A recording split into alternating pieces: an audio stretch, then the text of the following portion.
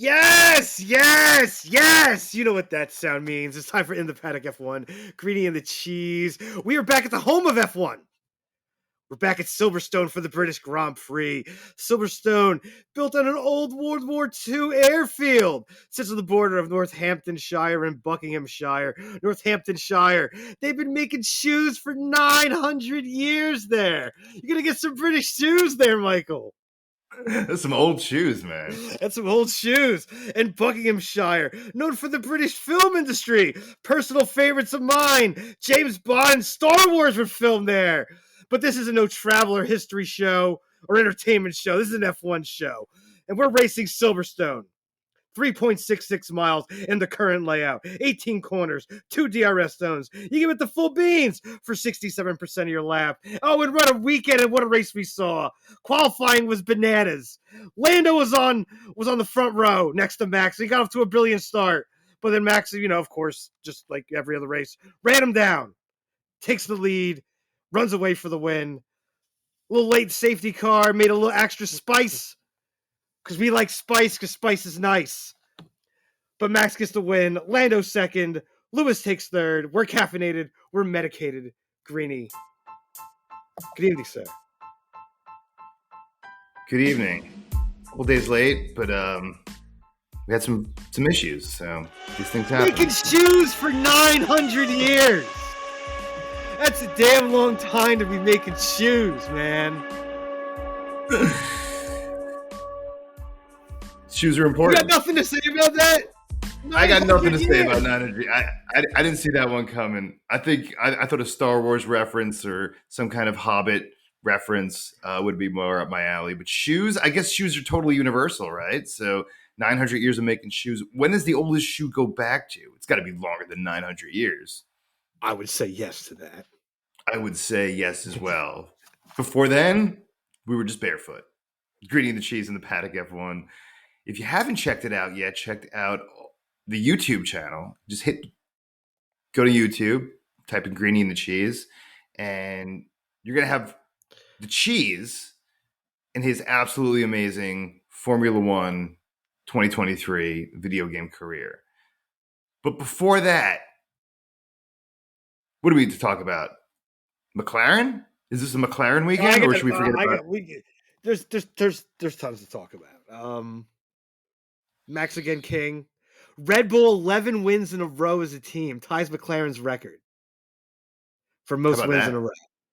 McLaren tried. They tried their darndest. They tried their darndest. Those upgrades looked fantastic. Everybody in the paddock is pretty much just shocked on the super quick turnaround there for McLaren. I mean, George Russell. Of course, Russell they were shocked. Who watching motorsport was not shocked this weekend? Absolutely. I was in shock. And it's nice to get a shocking moment because we don't often get shocking moments in Formula One. Definitely went a huge stretch without any shocking moments in Formula One for a long time. And to get a moment like that, it's in a weekend like that, and now having a legitimate another team to add to this mix. Aston Martin, McLaren, Ferrari, Mercedes, and Red Bull. So half the field, you don't know who's going to podium outside of Max winning. You don't know who's going to podium. Any of those 10 drivers. I can pretty much almost guarantee Ferrari will not podium. And I'm going to tell you why. Because they just shoot themselves in the foot. They did it again this weekend. Got the strategy all wrong. All wrong than everybody else. Again. Just a disaster. Absolute disaster. I saw a clip the other day, and I just started laughing. And it was of Max. A candid moment. You know what the man said? He said, well, I'd rather it to be sunny, because I don't give Ferrari more chances to fuck up the strategy. That's what he said. So you don't think Ferrari is going to podium one more time all season? If they do, it'll absolutely shock me because they're so the strategy is just an absolute disaster. You cannot disagree with me on that whatsoever. Every week it's like a disaster. It's bad. It's bad. Carlos Sainz is not that good. Well, that's why I don't think he should. we. I'll get into something with that later. I think I have And that in the news. A little something with that in Charles the news. Leclerc, Charles Leclerc can have some bad stretches as we're seeing, and then combine that with mistakes from the pit and from the rest of the team. It's not good. 4.5 second pit stops are not good. It's not acceptable in Formula One. But go ahead, Well, Carlos Sainz. You were saying? no, not even that. Just You're the saying? entire strategy is just wrong. It's just awful. It's like they're clueless and have no idea what they're doing. That's why when you go on your social medias and you go to your Formula One areas, and what do you see? It's usually a picture of the Ferrari pit wall, and they got clown heads on everybody. And that's almost weekly now. It's like weekly that you see these because it's a mess. I mean, I think it's worse than it was last year. Well, I think because the expectations were there this year. The expectations were you were going to challenge.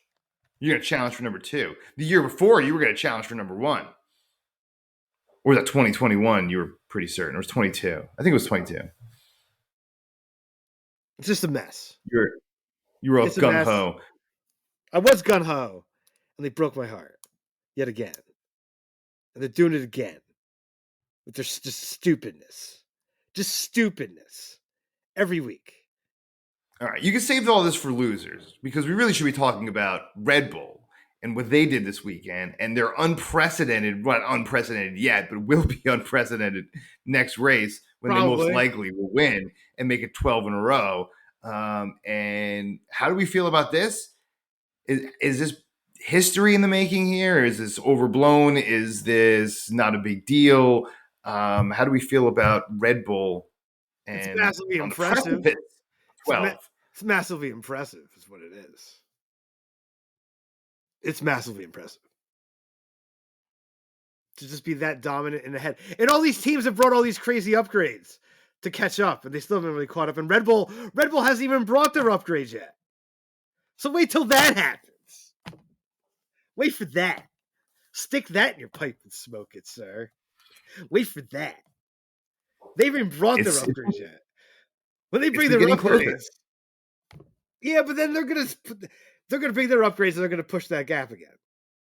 Let's be real. You know it. I know it. Yeah, listen, watching Lando Norris almost keeping pace with that like 3.5 seconds gap all the way through to the end of that race.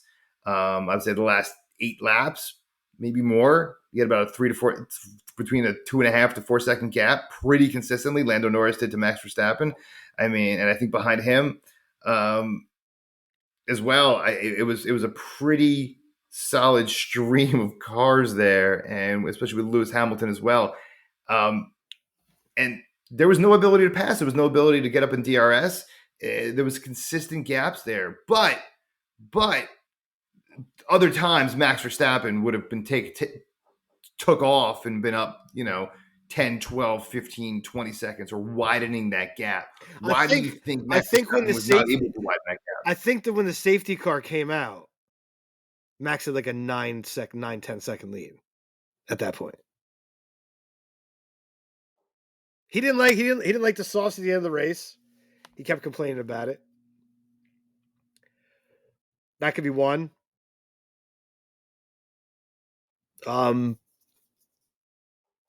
McLaren looked mega strong. I mean, next week they could turn up in a different track and it'd be god awful again. So as you said last show or last couple shows, to be honest, in a row, you kind of don't know what you're going to get after Max in first. It's kind of a crapshoot at this point. You're getting different other drivers finishing in second and third. Aston's definitely taken a step back. So they've been podiumed in a few races here. McLaren's now in the mix, maybe. Mercedes has probably been the most consistent always having kind of somebody on the podium here outside of Red Bull and Max with their car that was total rubbish that they just keep somehow getting in there. But that's because of tire strategies, and they've worked on the car and they've improved the car massively. Other teams just haven't done that. But there's a fight there for second, third. Red Bull's, just going to dominate and win the show. It's going to be interesting to see how many they can win in a row, to be honest. It's not even that they got to 11. They got to 11 now, so let's just see how far it goes. Let's just see how far it goes. This is like Lou Gehrig. Let's see how many games you can go. I mean, legendary. This is stuff that legends are made of.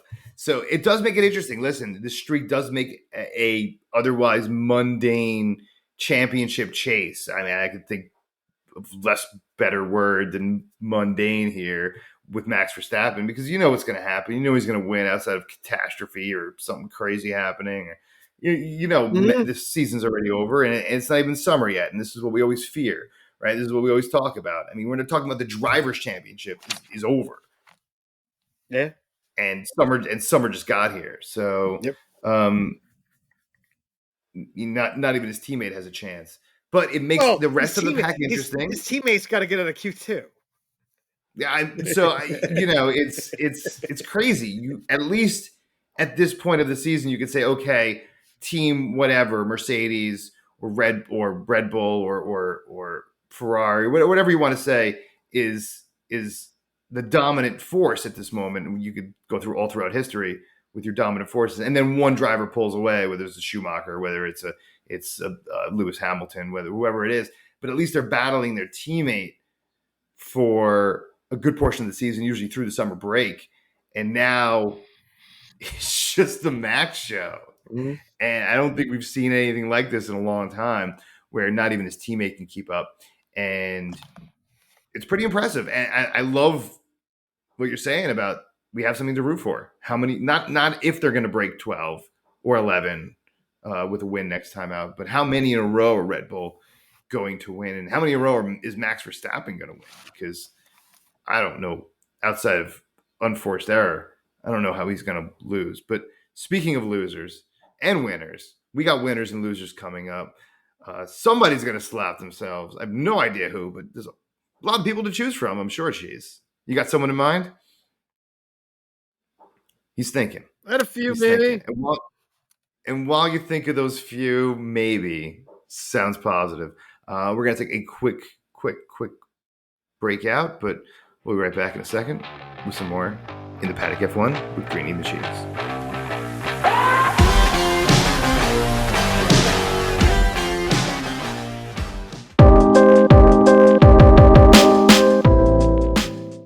That's right, folks. Greeny and the Cheese in the Paddock F1.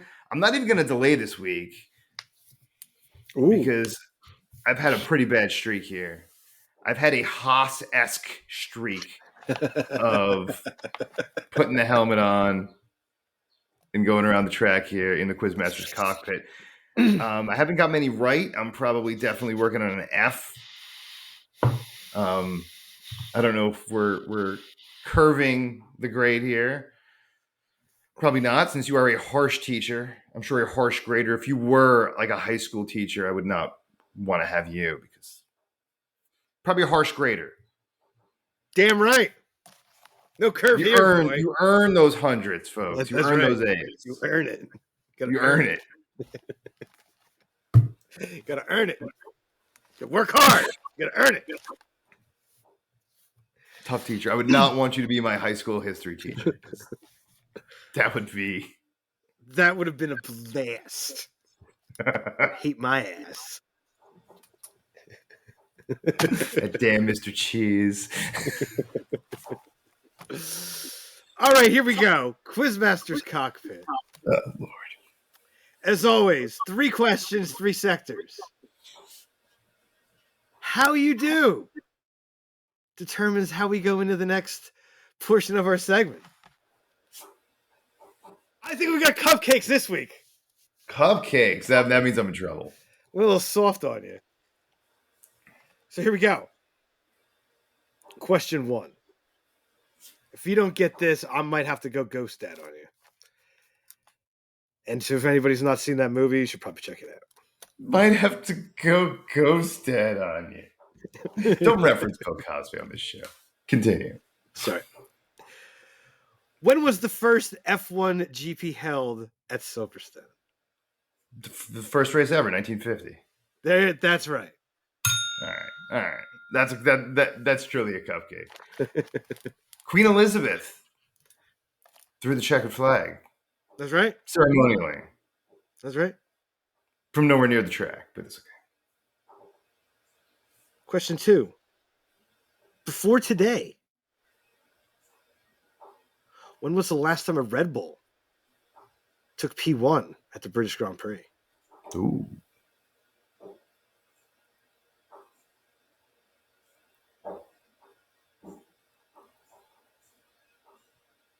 $2014?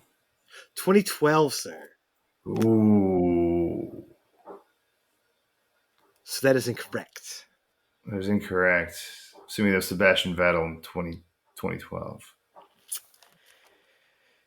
All right, well, got a red sector too, so that's not good. That's not good. It's a harsh grade. It's always a tough test. Question number 3. How many wins does Max Verstappen have at the British Grand Prix?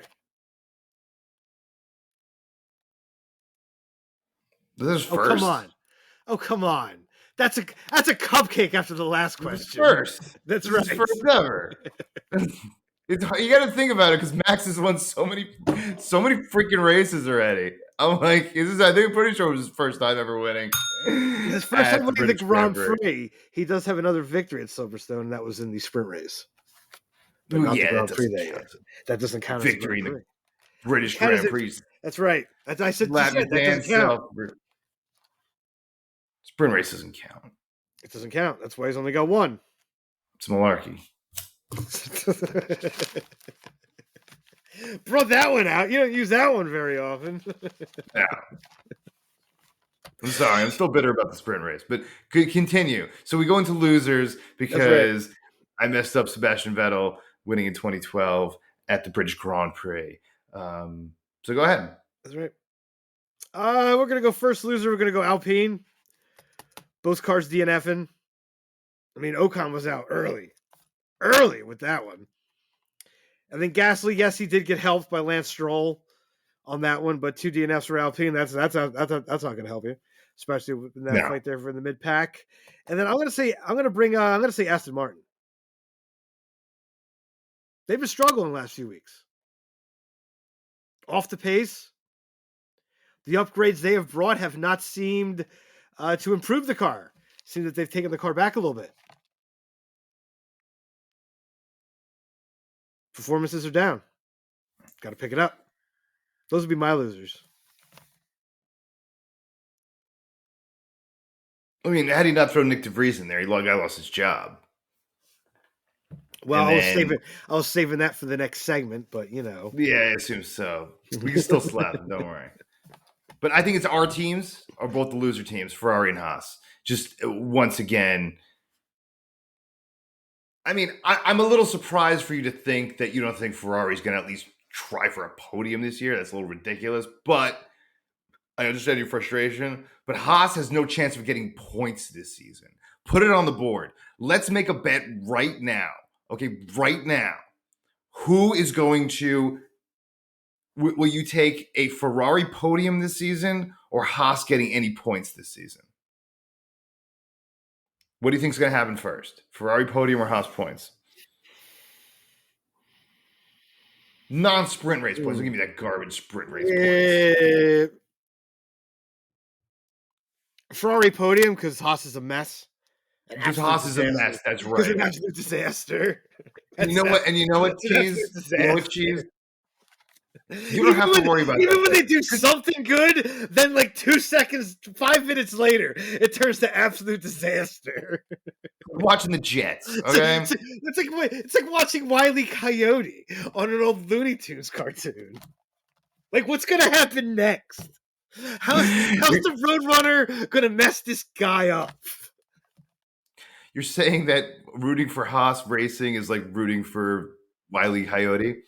Yes, I am. Yes, I am. You disagree with that assessment? No. I have to think about that one more. I think you put some thought into that. I have not. So I have not. I'm That new to just the came party. out of the melon just This now. just came out of the register. Ching.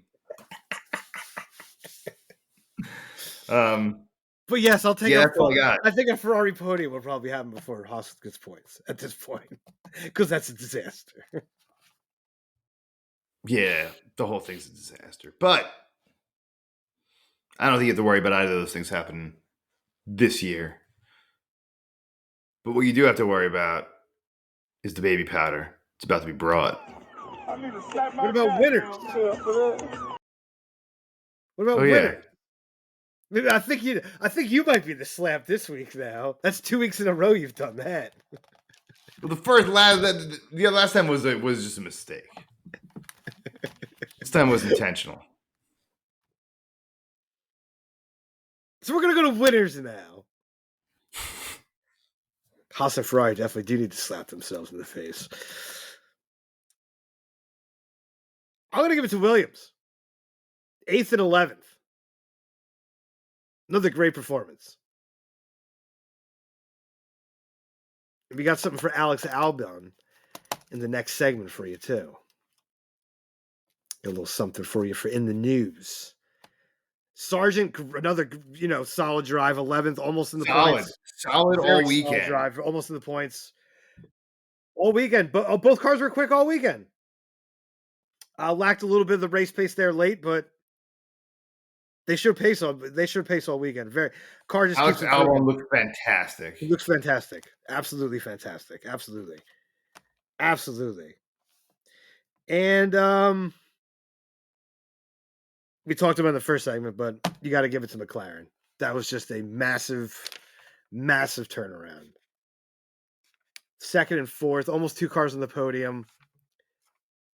Has the paddock in absolute jaw dropping just from where they are now. Amazing, absolutely. It's really amazing. It's good to see. It's a classic Formula One team. It's good. It creates more parity. It creates more parity. That's all. Those would be my winners. I'm going to go with 2 guys who have at times over the last few years have competed or were thought to compete for championships, and that's Sergio Perez and Lewis Hamilton. And Lewis Hamilton's drive yesterday and continuously, once again, beating George Russell, beating his teammate, who's supposed to be younger and quicker and better. And Sergio Perez coming from all the way back, and you like to see a Red Bull on the podium, but the field was really tough this week, like you said earlier. And you had mentioned that Red Bull has not brought their upgrades yet, and it was definitely evident because an upgraded Red Bull car with Sergio Perez would have probably placed 3rd at least. And so that's what you're seeing right now. But Sergio definitely, I dare to say he did have a good drive. He had a bad weekend. The guy's got to get out of Q1. Are you kidding me? But I'm going to give it to him. He's got to get it at Q2. He hasn't got out of Q2 in 5 races. 5 races now. That's a full hand. That's a full hand. He should have slapped himself. But I'm going to give it to him because he came back again. The field was really tough this weekend, and I think everyone gets pumped for the British. Everyone gets pumped to race at Silverstone, and they showed it this weekend. But Sergio definitely showed some guts because he's probably going to lose his seat. So I'll give him a winner while you can, but he's got to get out of Q2. Well, it is kind of like it's a home race for like all the teams, basically. What's it? 7 teams called Silverstone area, basically home. Yep, pretty much. So, I mean, that track. Everybody likes to bring it on their, got people at the factory there.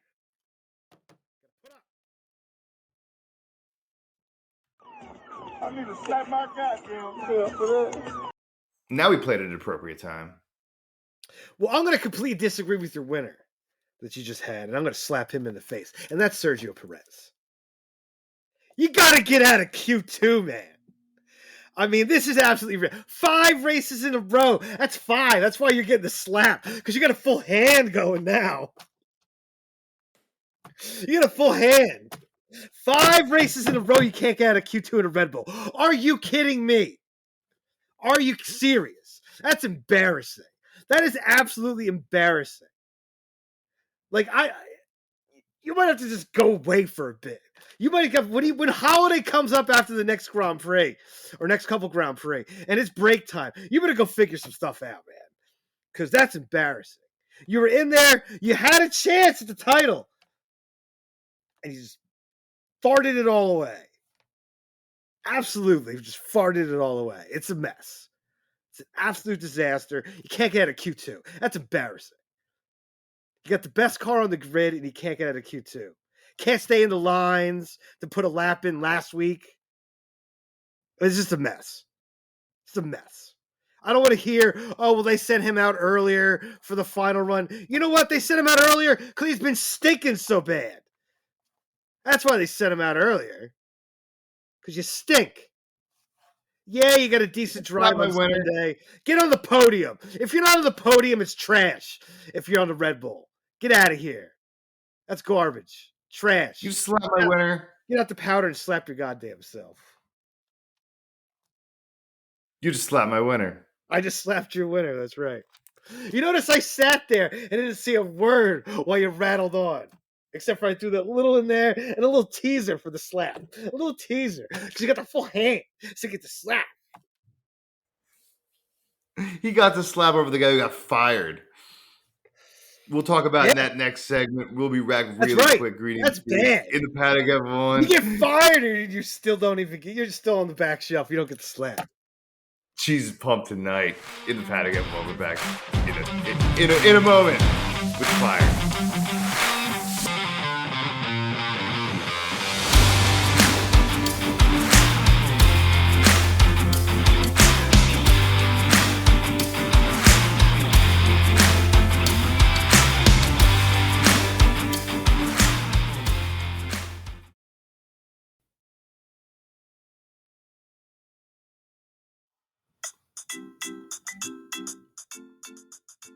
Oh, yes. We're back. In the paddock F1, green the cheese. Oh, yeah, boys and girls. You know what that sound means. It's time to take that fantasy ride to that fantasy island of Greentopia, where the beer flows like wine and the wine flows like beer. The cannabis grows as far as the eye can see. Look at it. Look at it out there. Green and luscious. Take a little whiff. That air smells fantastic. We got those tickets in hand as we take a walk to the top of the hill. Because that's where the casino is in Greentopia, boys and girls. Just like Monaco. We head in. And are we cashing in? Or are we checking out? You're sitting up there in the penthouse at the moment.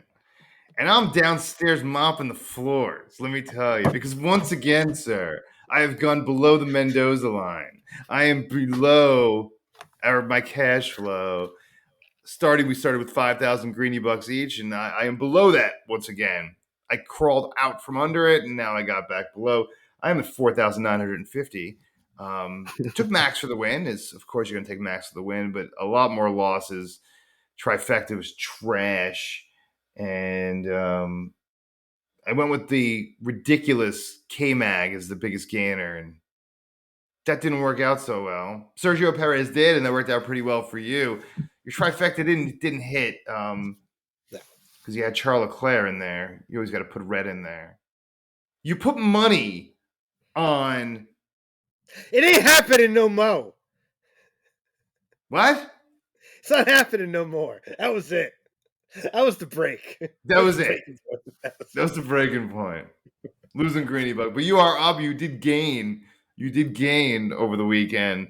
Overall, 5,750 Greeny Bucks. And I'm down at You like noticed the aforementioned. bet that I had a Ferrari in there on was the least amount that I bet on.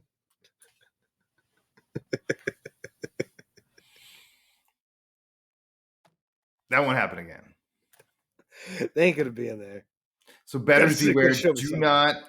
Do not bet on Ferrari or Haas the rest of the season.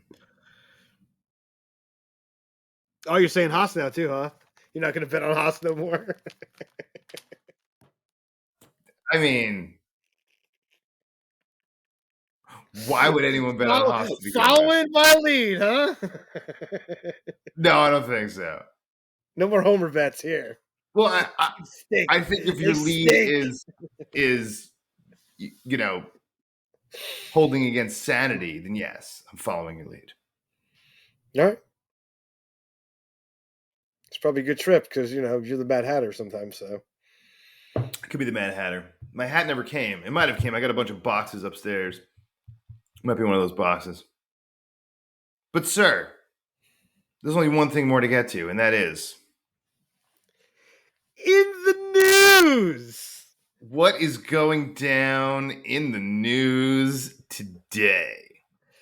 I got a few things for you, my friend. We'll leave some of the big hitters for later. I actually got like four or five maybe here. I got a couple too. Alex Albon. Now a target by Ferrari for Carlos Sainz. Smart move. Alex Albon's a damn good driver. He's overcome for several years now in that Williams car, and he's been impressive, and I think he's clearly gotten better. Now, I think the Williams car has definitely gotten better, but I really think Alex Albon's gotten better. He's got a great personality. I think he's ready for prime time. I think him in Ferrari, I think the Ferrari fans is going to love Alex Albon. If you don't know Alex Albon, if you don't follow F1 as closely, he's a great guy. He's a great personality. He's definitely, unlike Carlos Sainz, isn't going to cry in the car.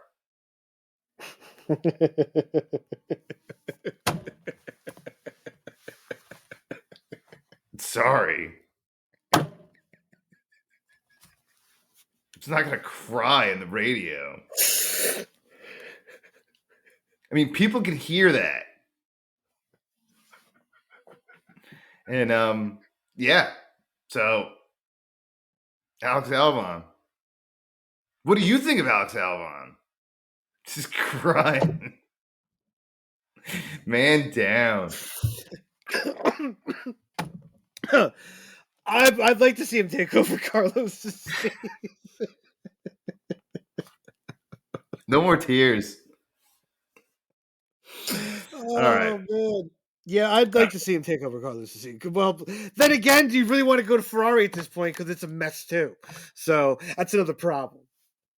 Might have trouble luring in some talent with the way things are going right now. Yeah, it's still Ferrari. Speaking of replacing seats, Danny Ricciardo. First time we're mentioning him in the first 30 minutes of this show because it looks like he'll be suiting up and he might be in the winner's circle or loser circle, or he might be slapping himself because he is going to be racing for AlphaTauri. Effective immediately. I really hope Nick DeVries actually didn't just read that in the paper or read that in tweet. How brutal is that of it in paper? Like anyone reads the paper. Just getting an alert on your phone. So I'm sure he has alerts for Formula One on his phone. Nick DeVries does. And everyone in the world got that ping at the same time and looked at their phone. Do you think someone told him? Or do you think he saw it on social media first? I would hope Red Bull told him first. Probably Christian Horner is the one who delivered that news, to be honest. He's got a good face for bad news. But I would think Red Bull have told him. Am I shocked by this? No. We've been saying it for the last few weeks. One race it was, how long is he going to be in the seat for? The next one it was, did that, finish save his job? Well, apparently that one a couple weeks ago when he saved his job didn't save his job. But then this past week's performance wasn't very good. Apparently Ricciardo impressed the tire test on Monday at Silverstone. And the following day, he's in the seat. So there you go. I think Danny's a great driver, and I don't think he's been serious enough. Well, he's gonna have to put up something here if he's gonna want to have a seat for the year after. Let's just say that right there. Or even for this year, put up or shut up. He's got. It's not easy. It's not easy. I mean, I got something to tag on here a little bit too. Go, give me the story. But there's a rumor around there that Ricciardo could take over Sergio Perez's seat. No. While Red Bull gets Alex Palou, who is in IndyCar right now, ready to take over that seat. No, that's a rumor. It's not going to happen. This is not news. If he impresses it for the rest of the season in AlphaTauri, you don't see him possibly getting back into the Red Bull. No, I don't think he's going to impress that much. That's fair. I don't think so. That's fair. We're all excited about Danny Ricciardo. I'm excited about Danny Ricciardo, one of the best personalities we've seen over the last 10 years in the sport. But I think we've seen his talent level over the last several years. Danny's been racing. He's been racing. And then he was in the booth and he's doing podcasts with Will Arnett, and now he's back racing again. I think it's a pipe dream to think he's going to impress. I'd love to see him impress. I think Danny Ricciardo being the second driver on Red Bull is absolutely fantastic for the sport, but I don't think he can do it. That's fair. Sorry to be negative Nancy on you, but sorry, Danny fans. But I don't think you remember the last 3-4 seasons of him racing. He has not been good. And being in Red Bull, his Red Bull days are well behind him. That's like 6 years ago. That's fair. That's fair. I'm the first one that would love to see Danny dominate again and win some races again. Maybe not the first, but one of many. It's great for the sport, but I don't think. It would be an unbelievable story if he comes back and does something. Unbelievable sports story. So the odds are against him. Way to crush those dreams. Crush the Danny fans out there. Don't give me any race. Like, when's the last time he scored a point in Formula One, even when he did race? I'm sorry. When the last time he outraced his I don't know. I got to go back in the history here over the last couple of years, but Imola when he won at Monza. He won at Monza. He did win at Monza. But overall, has Danny impressed you over the last 4 years? No. Has Danny impressed you since Red Bull? What he had, because he had a couple decent races with McLaren. He had good runs with Renault, and then before it changed to Alpine. It was okay for the car that he had too. For the car it was, but whatever. It's we'll see what happens. Dream crusher. Guy hasn't been good in 5 years. Savage. Guy hasn't been good in 5 years. What do you want me to tell you?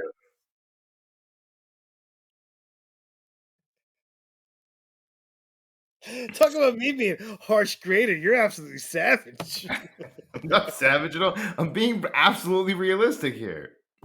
When's the last time the man put up 3 straight solid races?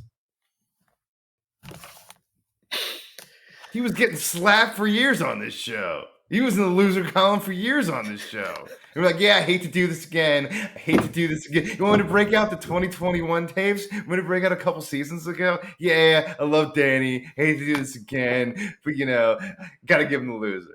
How many times have you said that on this show? Yeah. Danny. I have quite a many. Quite a bit. So, yeah. Just keeping it real.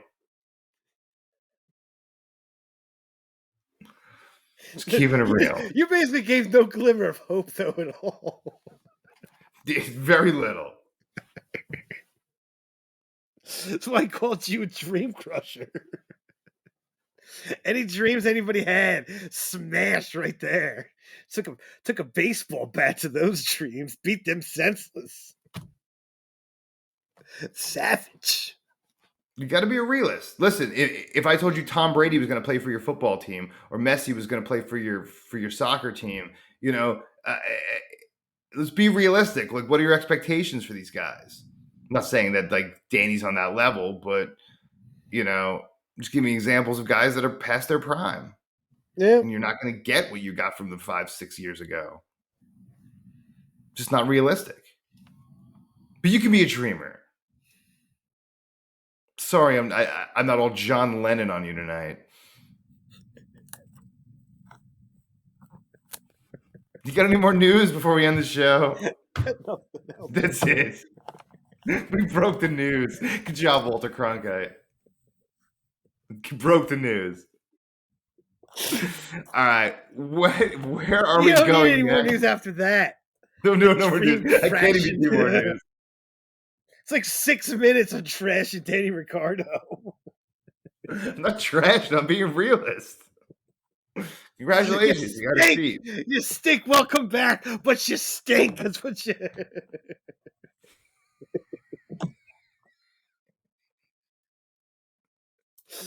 That's basically what you gave him. Welcome back, but you stink. Are you gonna put money on Danny Ricardo in the next race? Probably not. I wouldn't put money on AlphaTauri right now if Michael Schumacher was driving for him in his prime. All right. That'd be like putting money on Haas right now if they had Michael Schumacher in his prime. No, because the team stinks. It's top to bottom. It's top to bottom. But anyway, speaking of top to bottom, where are we going next? The Hungaroring. The Hungaroring. It was it next week? This coming week? Couple days? A couple days from now, we will be in the Hungaroring. Only 2 days we got practice. Just double check on that. But I think so. It was a smashed together calendar here. Smash calendar. We had massive weeks off. The man's doing research. But anyway, soon we will be in the Hungaroring. And soon we will bring you yet another episode of In the Paddock F1 Greenie and the Cheese. Until then. It's a fortnight's time, I'm sorry. 21st to the 23rd. So you got a little week off. Couple weeks off. So enjoy those couple weeks off. Spend some time with friends and then we go family. to Spa before the break. How about that? 2 more races after before the break. It's before the break. Spa is before the break this year. It is before the break this year. A little different. A little shaking it up. But Greenie and the Cheese in the Paddock F1. Check us out on YouTube, of course. Just hit Greenie and the Cheese when you get over to YouTube and you check out all the Cheeseheads races. And of course, all of our content is free. It is free on YouTube. It is free on anywhere you get your podcasts. And we never ask you for money. We never look for money. We never ask you for anything. The only thing we ask for is feedback and let us know how wonderful we're doing or terrible we're doing. And give us those. Keep coming back and listening. Keep coming back and listening. That's our reward. Your enjoyment is our fiduciary reward. So keep doing that. Greenie and the Cheese in the Paddock F1. We'll see you soon.